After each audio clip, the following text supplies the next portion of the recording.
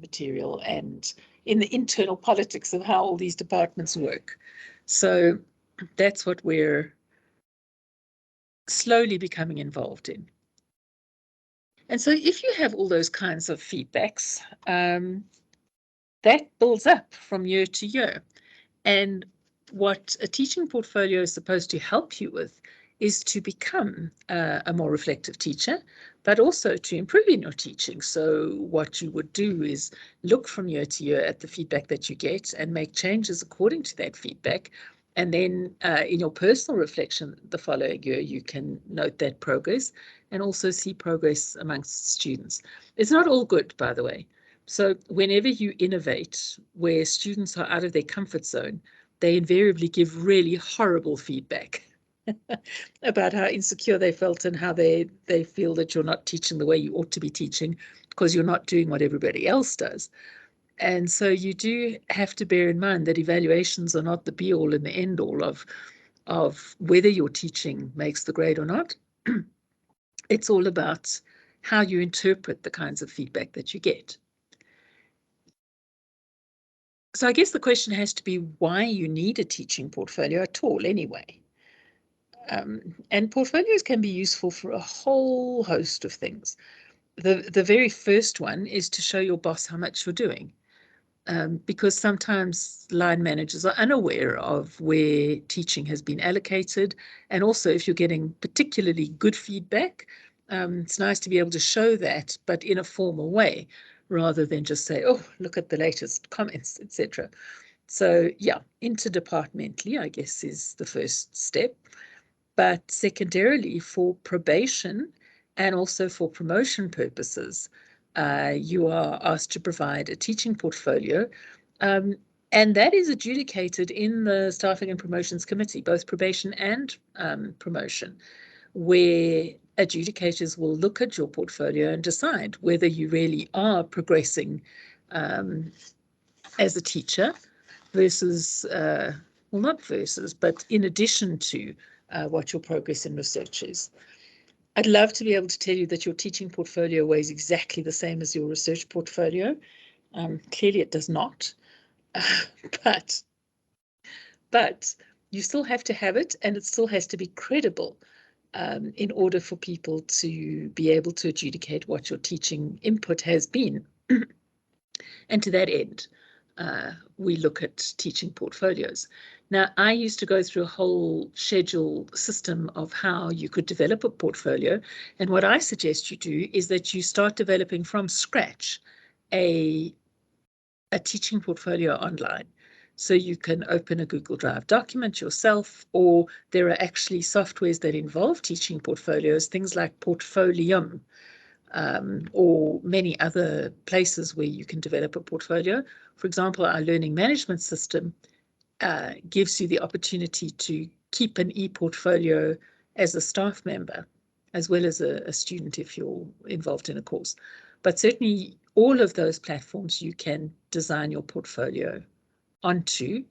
And I would suggest that you make very strong headings so that you, every time you've got something to put in under a category, different index cards or pages, etc., you can just slot in that piece of evidence into your portfolio. If you do it as you go, as with most things, it's not nearly as onerous as doing it after having taught for 10 years and suddenly realizing that the only thing that's stopping you getting promotion is because you don't have a teaching portfolio, and trying to put together 10 years of teaching in one evening just before the application is due. So the suggestion is that you keep current and that you manage your portfolio as and when your teaching happens. Now, for some reason, and I guess because I didn't start the meeting, Angie, are you able to allow me to share my screen? Because it says only meeting organizers and presenters can share their screen, and I would dearly like to share a document. So either you can give me permission, or I can send the document to you via email and you can share the screen.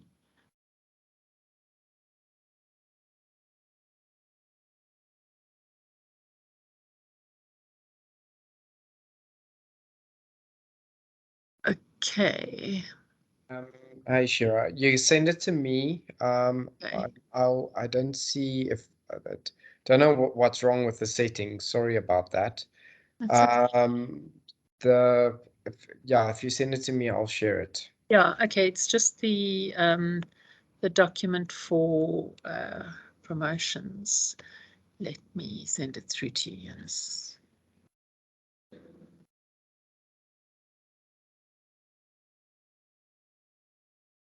I had it all up on my screen, and I even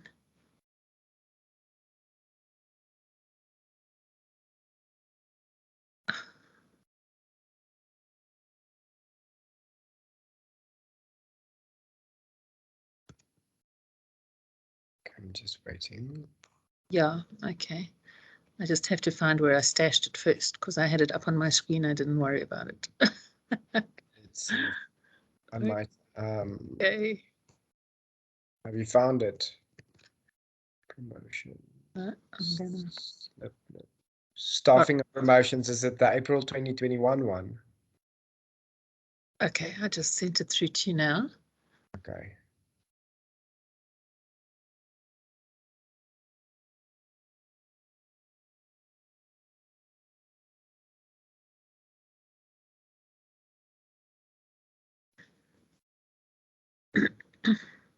Thanks, Yanis. So what I wanted to share with you now is the actual template that the Staffing and Promotions Committee likes you to put in. They're calling it a CV template, but it incorporates to some extent your teaching portfolio. And I thought it would be useful if we could, thanks, Yanis, that's perfect. If you can get rid of the top of your screen there and make it all a little bit bigger. And the only, yeah.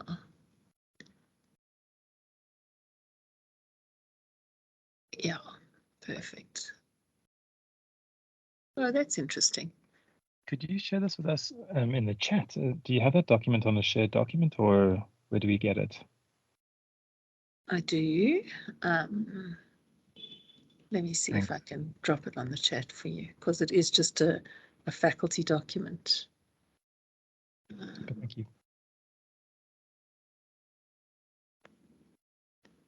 I'm technologically challenged this afternoon. Okay.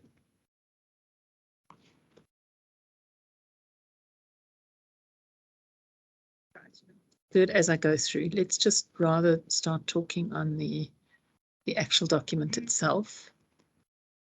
And being on the chat would be a good idea, Stephen, because you can see that they give you all of this technical information. And if you can go down really to point number 4, which is where we're starting with the teaching and learning portfolio stuff. 4.1, they say, is submit a personal reflective statement summarizing, and note the summarizing because they don't want to read pages and pages of it.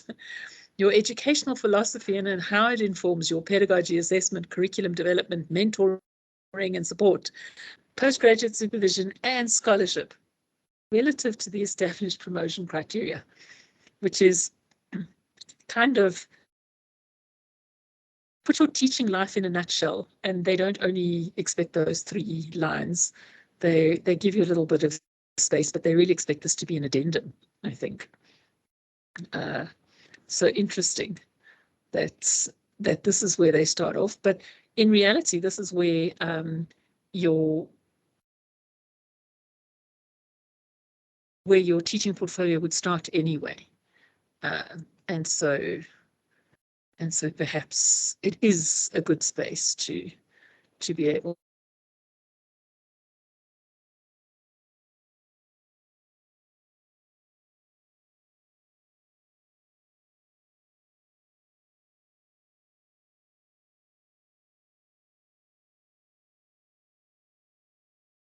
Sorry, it helps if your internet is stable in any case, right?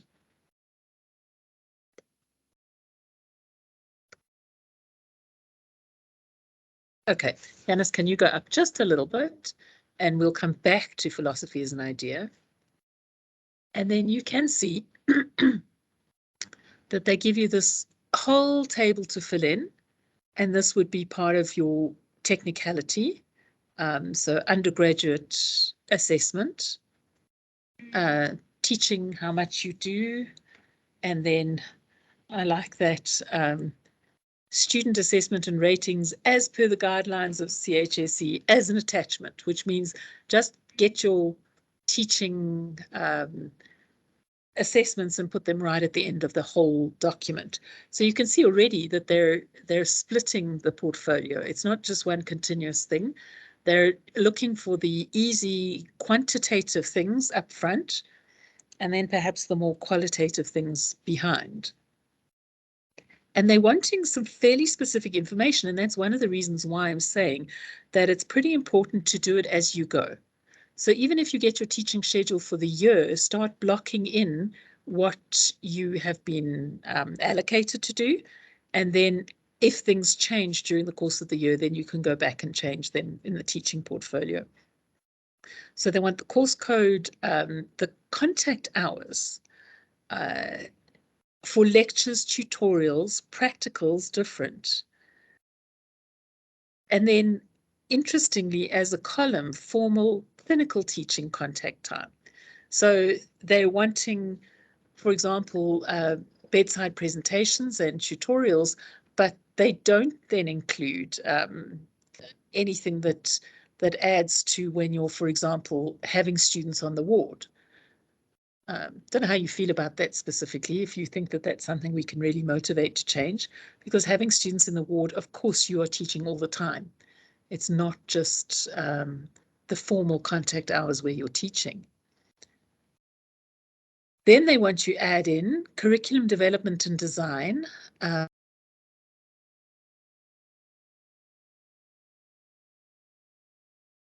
Also interested to see that they try and distinguish between new courses and existing courses. And then project supervision time, and for that you would have to put the grade of student, whether it's honours, masters or PhD students, or specific projects that students are doing. And then an addition of total time per course that you spend in doing those activities. So I wouldn't mind some feedback from you guys if you think that that is an encapsulation of all the teaching you would do, or if there is different teaching that you do that is not accounted for by this table. This is undergraduate, by the way. It does go on to postgraduate, so you don't have to worry about the postgraduate straight away. Yeah, so I see a hand up. Just jump straight in. Thank you, Shira. As an academic advisor, of course, we have class-based sessions, so maybe I'll consider those as lecture conduct time. But most of our work involves one-on-one sessions with the students, so lasting something like 45 minutes. Where do I put this now? So, Elizabeth, I think that they count that as tutorial contact time. Okay. You could definitely designate it as one-on-one, so individual tutoring. Oh, okay. Because in that time you're not specifically lecturing, but it's not all practical. So yeah, I think tutorial time is probably the best. And the course code? Sorry. So then you would put the course code, of the student whichever class you're teaching. So if it's GEMP 1 or GEMP 2 or something, you'd put the course code. But those course codes are not that reliable. And one of the things I would think is that they should have another column, because, for example, in those very big integrated courses, you could be teaching any single subject, and it would be a different course code. It wouldn't be a different course code. All the course codes are integrated. Excuse me one sec. Sorry. I had to find the mouse to mute myself. So for us, when it comes to lecture conduct time, it's not the course code, maybe the degree program code, because it's like maybe I'm seeing the Bachelor of Oral Health Sciences students for a session on preparation for exams. There's no course code there. but it's the group now, the program code, maybe, I don't know. Yes, so you could put program code, and the point is you can actually put in another column on the table when you eventually get it, and say, as an academic advisor, I need to tell you that this was a whole program rather than an individual course. Okay. So what I'm saying is this is a document in progress. I don't really feel that you have to stick to their actual columns as long as you don't take away one of the columns that they're wanting to see. And if you add in more explanation, that's also fine. In fact, right at the end, after the total time, perhaps, excuse me, you could add another column with explanation. So annotation to this table, saying I'm a special case, I'm an academic advisor, so I do different things. And that goes for all of you guys. I think you can put an annotations column and explaining the teaching, if you will. So one of the questions I've had before when talking about this table is you might have different course codes. So in pharmacology, in the good old days, we used to teach, and they still do, physiotherapy, nursing, and dental students, all in the same room, doing the same content. So for promotions purposes, what I saw people doing was claiming the different course codes and an hour each with each course code as contact time. And I mean, obviously everyone wants to get promoted and they want to be seen to be doing the amount of work, but I personally don't think that that's the route to go. I think if you are teaching students all in one room together, you can say that, which actually adds to the challenge of the teaching, I might add. And so you could combine all of those courses into 1 hour and discuss the number of students in the group. I don't know. I can't think of anything else unusual that would be mandated here. With you guys with specific clinical teaching, you're not giving me any input as to whether you think that the formal contact time is enough, or if there's any kind of informal teaching that goes on that we could document in a different way.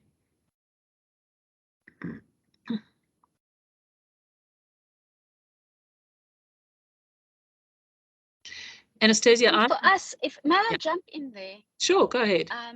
For us, I mean, and this is where I've seen people sort of fudge hours. Yeah. But when we as academics go to clinical hospitals to supervise our fourth year students, we often have to do an informal tutorial. So there's a specific amount of time that is allocated for us to do the actual examining component. But you need to actually also explain to the student what they did right and what they did wrong, and do an impromptu, perhaps not informal, but certainly impromptu TUT with them to teach them and to help them.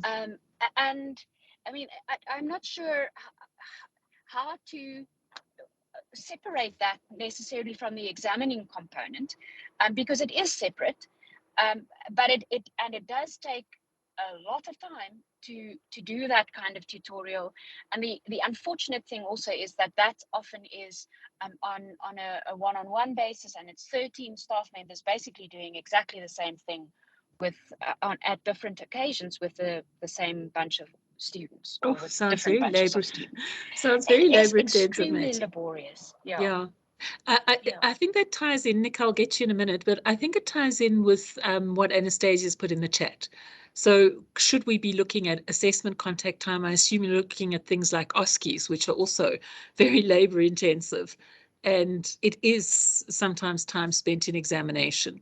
And we don't want people to claim 3 hours for a long written exam when they're not there, or where they only set questions for that exam and they're not actively invigilating or giving feedback. But yes, I agree, when you're doing something like an OSCE and you're active every single moment of that time, and you've got different students coming through, or as Matty says, when you're giving feedback on clinical examination, that's something that actually is, I think, justifiably countable. So I'm keeping a list of things that I can feed back to HR, because this is actually HR's document. It's not in relation to us. Any more suggestions while we're doing the feedback? Nika, are you back from switching your connection?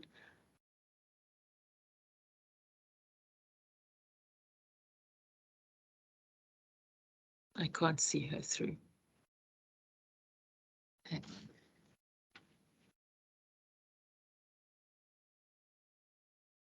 on. Kath, I see your hand up. I'll take you and then we'll come back to Nika to see if she can.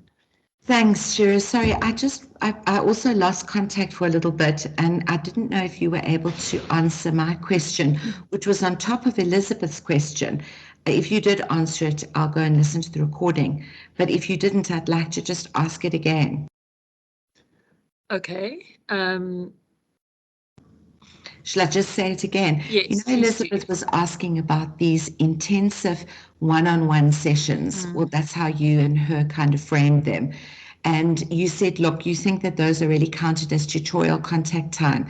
And I thought that was great. But I wanted to ask, how would we ever receive, or do we ever receive, a form of assessment for that? In other words, if colleagues spend a lot of their time in teaching, doing one-on-one tutorials, especially with senior students, how do we ever get the chance to have one of our peers assess us for that? So, Kath, it is a great question. And in terms of one-on-ones, particularly with postgraduate students, you can invite a peer assessor into the room and run a session with that peer assessor while you're interacting with your student. It can be at any time. You can say we meet every Monday whenever you've got a chance, drop in or something like that. And you certainly can have a peer assessment. The other thing is, in terms of postgraduate output, which you'll see in the next block down, they do look for markers for postgraduate assessment too. So there are ways to do those kinds of assessments. And you can also obviously get invited feedback from your students, as long as you label in the portfolio that it is invited feedback. Okay. Because, when somebody is your student, and particularly if they're in the process of the degree, they're unlikely to give shocking feedback. They're much more likely to want to get the degree and then give you real-time feedback, I suppose. But at the end of degrees, there is an opportunity both for the supervisor and the student to give feedback on the people and the process. So, yeah, I think that it is possible to build a portfolio and to document a portfolio, even if you're doing one-on-one sessions. Thank you. That's really helpful.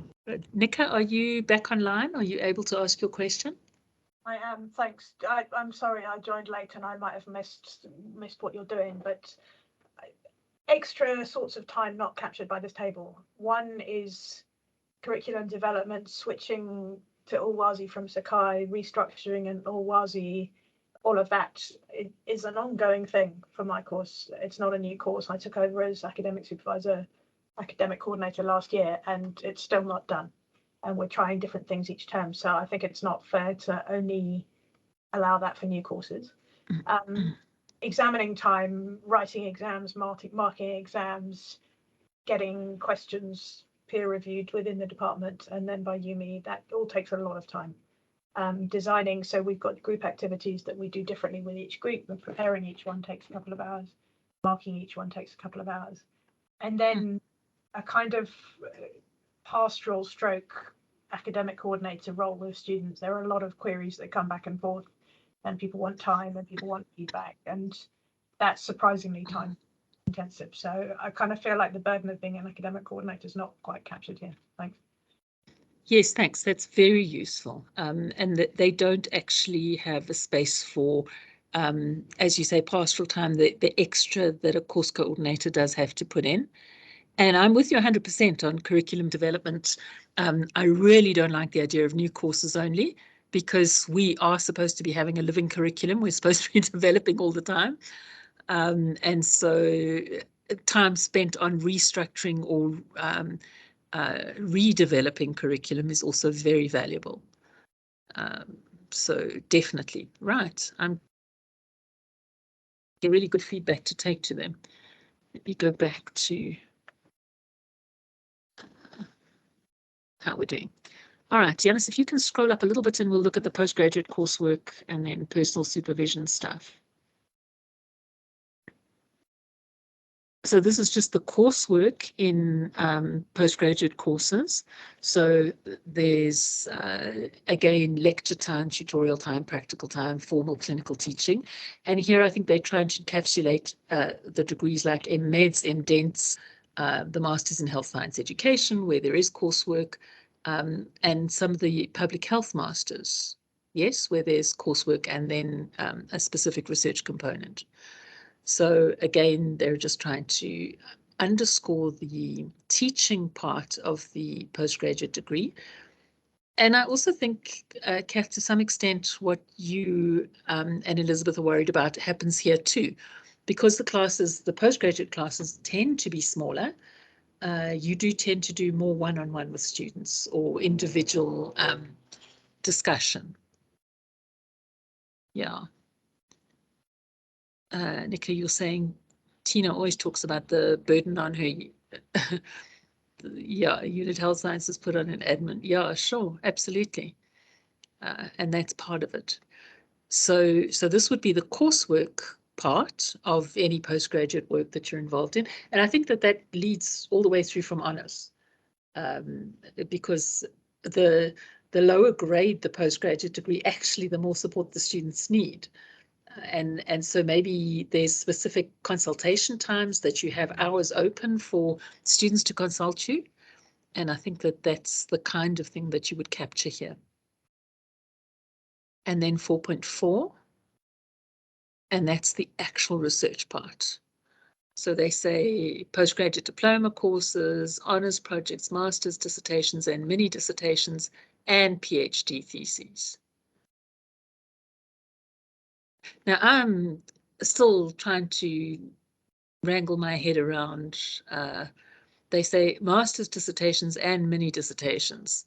So I don't know whether the mini dissertation counts as the less than 30% project that an MEd or an MDent does, or whether a mini dissertation is a research report in relation to postgraduate work where it's a 50% research report.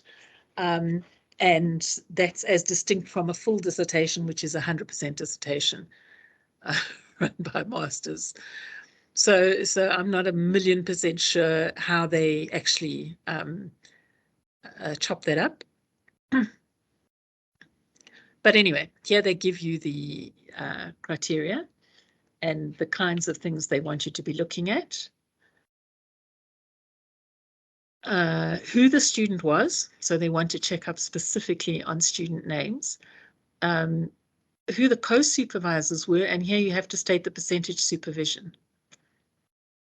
So that takes away a little bit from the CV, because when people used to quote a CV before, and particularly when they're talking about the number of postgraduate students that they'd qualified, you could just list postgraduate students where even if you had a 10% supervision stake, you were listed as a supervisor.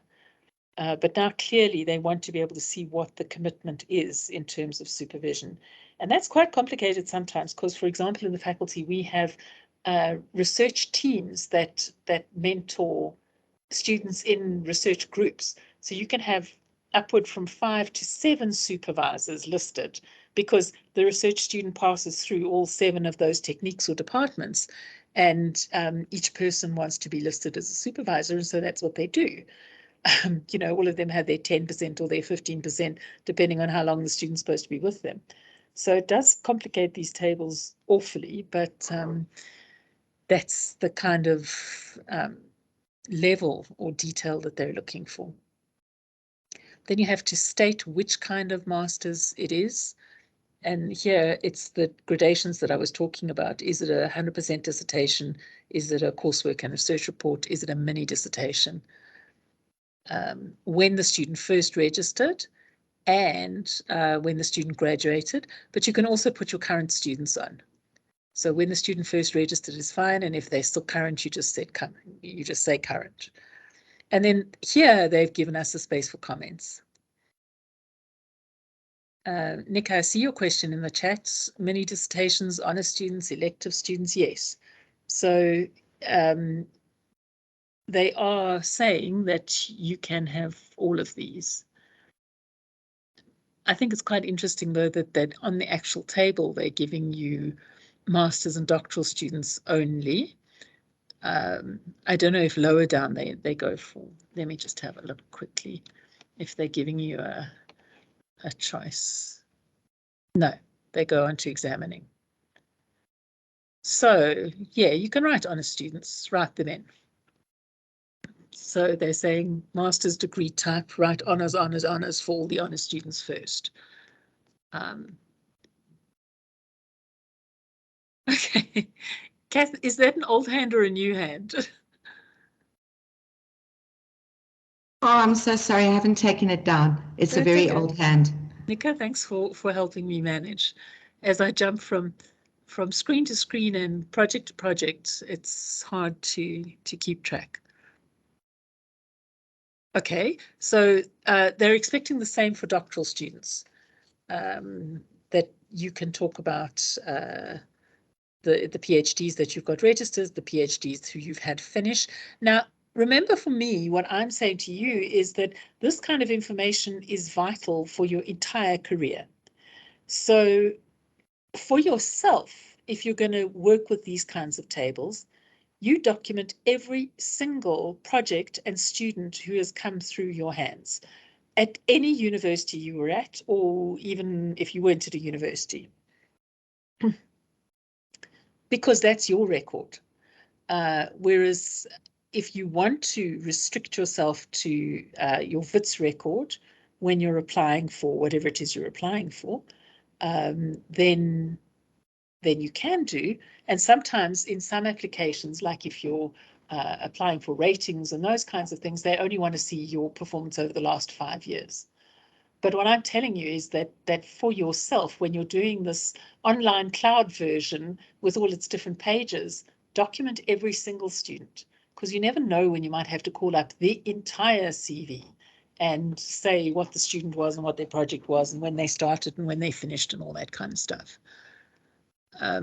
The reason why we ask them to put in a comments column over here is because sometimes it looks like a student took like 7 years to finish a master's project or a mini dissertation or something.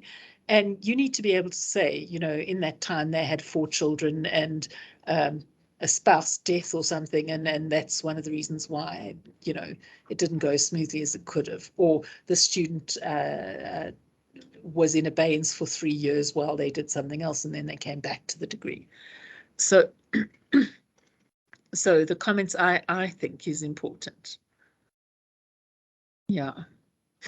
Okay, exactly that.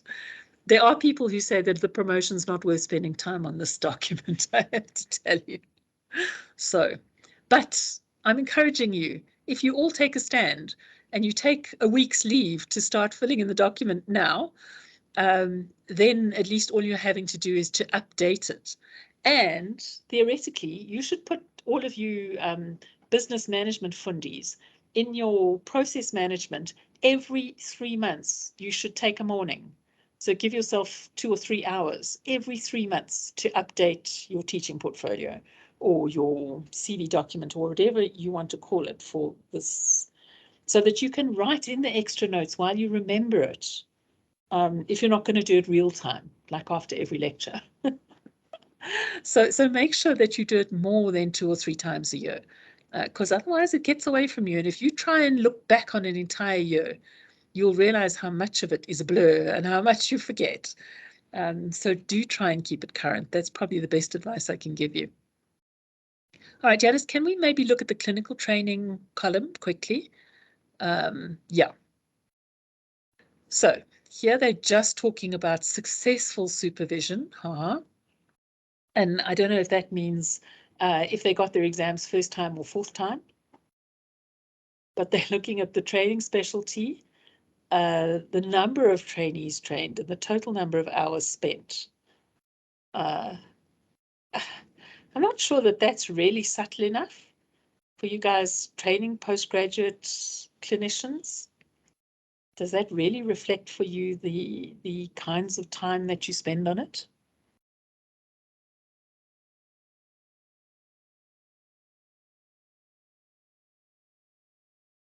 Okay.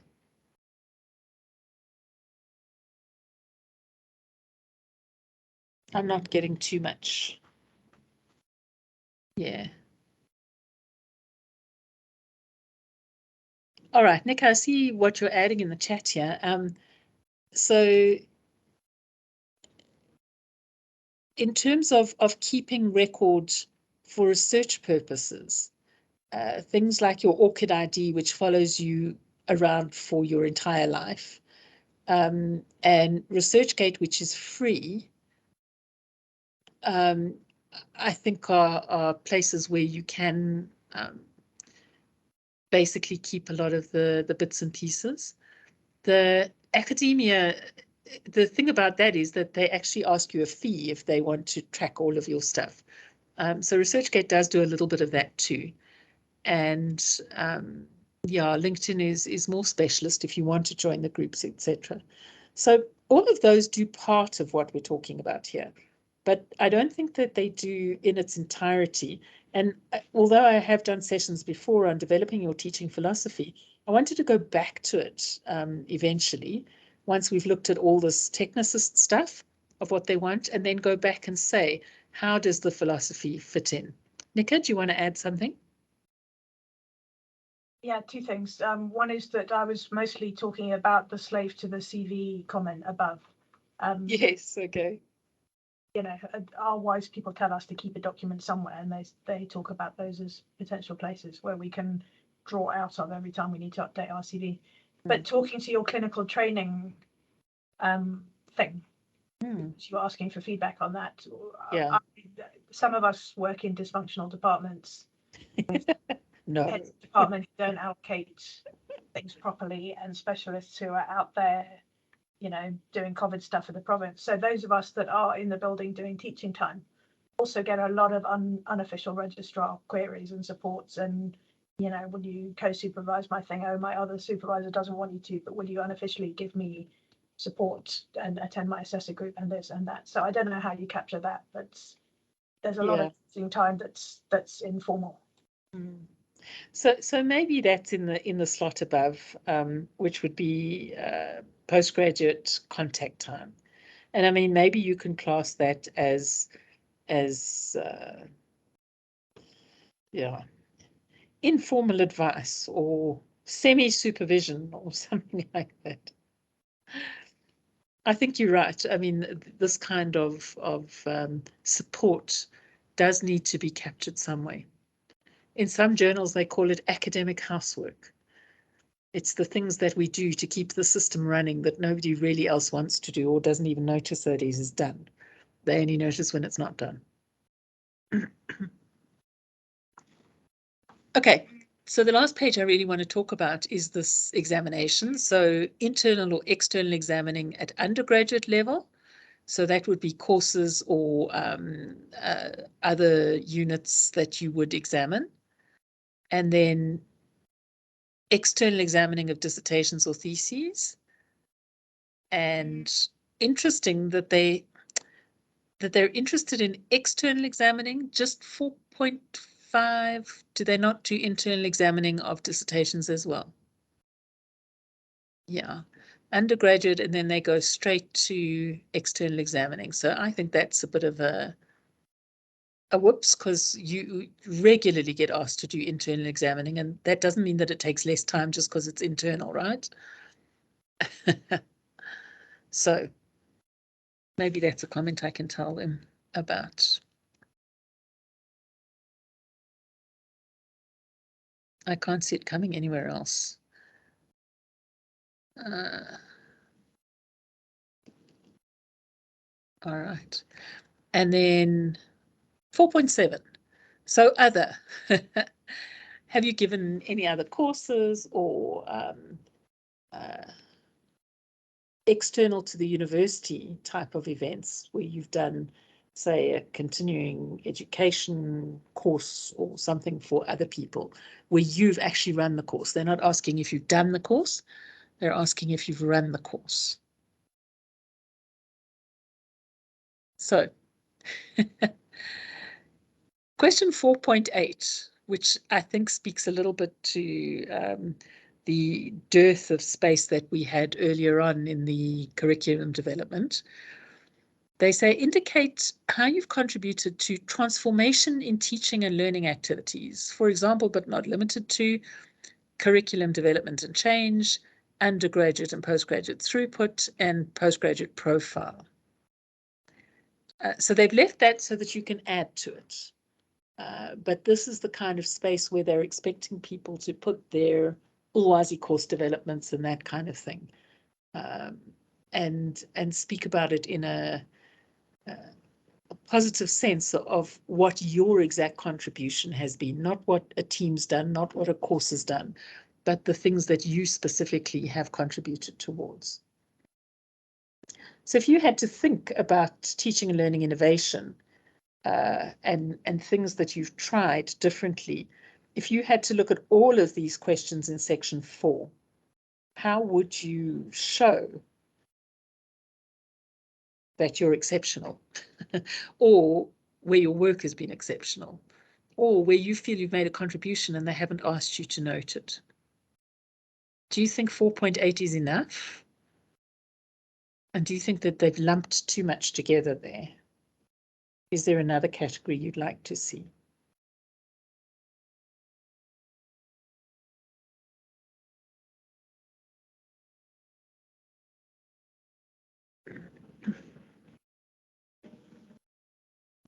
Go ahead. I don't know if I've missed it or not, but I can't remember I made the comment about how much time course coordination takes up. So I almost feel like there should be overall like an administrative duty section, but I can't see if it's on the CV. But like, because I actually consider like how much time there goes into just planning, like for instance, my STEPS program simulations are on. There's no place that's being documented. It's a lot of time. Is that not part, and maybe of practical training? Or are you talking about the setup in the training?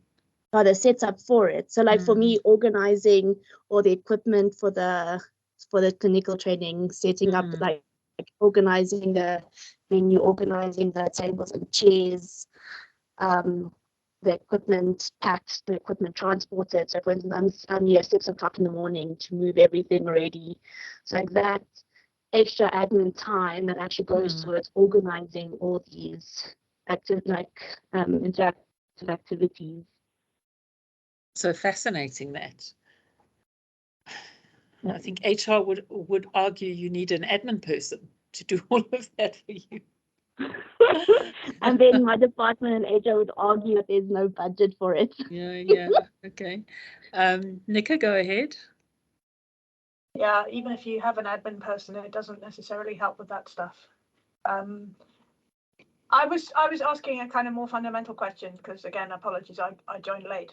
Are you saying that to get promoted you need to be above average, or you just need to have reached a certain sort of state? You know, you were saying what makes you exceptional. Is the idea that you need to be exceptional to be promoted? No. Or that you've just earned it in terms of work and experience? Thanks. Yeah. So, Kath, I'll come to your question in a minute, but the promotion criteria are set for developmental stages, a la Piaget. Should we tell them Piaget is out of fashion? And what they do is there's a whole set of criteria which you have to fulfill in order to be promoted. So from one stage to another, they raise the bar, as it were. So to go from a lecturer to a senior lecturer, they look at the 3 distinct areas that you're supposed to perform in. And the first one would be teaching and learning. The second one would be research. And the third one is academic citizenship. And there are set criteria at each grade. So a lecturer would perform the following duties in those 3, versus a senior lecturer would perform more in those 3. And I can drop that in the chat too if you're interested. We've just had a new staffing and promotions criteria ratified through the faculty board at the end of last year and finalized this year. And for example, it says things like in the teaching and learning between lecturer and senior lecturer, having the postgrad diploma in health science education is an advantage. Okay, so your application is viewed with more positivity if you have it than if you don't. And likewise, so with the teaching portfolio, it has to be there. You have to have filled in all of these criteria, but you don't have to be completely exceptional. As long as you've held up your end in teaching sufficient for people to feel like you have achieved in teaching. So if you have somebody who says they've taught 10,000 hours in the year and they've got shocking evaluations, they're really ghastly, then the advice would be, because all of the promotion applications have to go through your head of school, head of department, then head of school, the advice would be for the head of school to advise the head of department to advise you that you need to work with CHSE, for example, on your teaching before they would put you forward for promotion. So you do need to have fairly good feedback. You need to have done a fair amount of teaching or whatever teaching has been asked of you. For the teaching portfolio side, and then for the research side, it's very easy. They have a numbers game. For a senior lectureship in, I think, public health, you need, it's between 8 and 10 publications. I think it's 10, and they have to be original research, and they can't be case reports, and they can't be letters to journals, etc. So, and you have to show that you're developing your research within a specific trajectory. But I don't really want to talk about the research here. It's really much more about what they're expecting from you in terms of teaching. Elizabeth? Thank you, Shira. Talking about the postgraduate diploma in education, some of us already did some diploma in adult education. I have a diploma in teacher in secondary education. So do I need to do, because what is being done, I looked at some curriculum for the diploma in the one that you are doing. And I think I'm beyond that in terms of skills on how to teach and so on. So, Yes. So how do I display it here? No, so in your teaching portfolio, you put in your diploma in academic adult education or whatever it is. Yes. Yeah. And then also a diploma in teaching. Yes, so yes, there is space when it asks earlier on for your qualifications to put that there. So you could put anything that you've done there as evidence of what you're doing, and then you tie it up as a statement when you start talking about your philosophy. Tanya, yes, thanks for dropping into the chat. That's with regard to any promotion. So there are criteria. You don't have to be excellent in all three. So they call that distinguished. And then there's more than competent, and then there's competent. So there's often little semantic fights in staffing and promotions about whether somebody is competent or more than competent. And whether it's okay. So you could be 2 distinguished and 1 competent, and that's okay. So that often happens with the researchers who do a little bit of teaching. They're outstanding in research and they sit on every university committee, so they're outstanding in citizenship, but they are okay in teaching. You know, their scores are okay and they've done a bit of it. And that person will get promoted.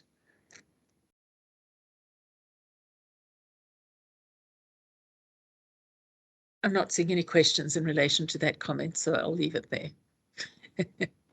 And then the criteria that they've got are adjudicated on this whole document, which says what you need to have for which specific grade.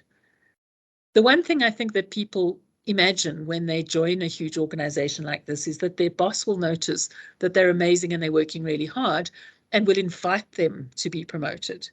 And that's really not the case. I think in an organization this size, you kind of have to come in savvy with yourself and know that what the criteria are for promotion. And as soon as you feel you've hit those criteria, you can approach your line manager and say, I have achieved this, this, and this, and these are the criteria, and please would you put me forward? Sometimes really good line managers do look at their staff regularly for personal development, and they invite them to say, where are you up to, and should we put you forward for promotion? But there are a series of hoops, and most of the schools have their own staffing and promotions committees that look at your application before they'll allow it to go through to the central committee, because you don't want your school to be known for people just taking a flyer and not having the correct documentation and not reaching each of the targets that have been specified. Because otherwise you spend hours in staffing and promotions and people get irritated. So the process, I think, is important, but the very, very first step in that process is starting to fill in this document, which is, as everybody has commented, onerous and frightening. But I definitely think that all of this technicist stuff that we talked through is important in the light of starting out with the idea of what your philosophy is. So next time we meet in a couple of weeks' time, more than a couple of weeks, in a few weeks' time, we'll start talking about how you take all of these nuts and bolts ideas and weave it into a portfolio that's believable. Because sometimes that's the difference between competent, more than competent, and distinguished, is when your portfolio really echoes the kinds of teaching that you're doing and the kinds of activities that you've shown here. As opposed to somebody who's clearly just cut and paste out of Wiki Edu about what a teaching portfolio might look like. So good. Thanks everybody for coming to join us this afternoon, and I really appreciate your input on the document, which I will feed through back to HR. And at any stage, if you have any more comments about any of it, then very happy to take that.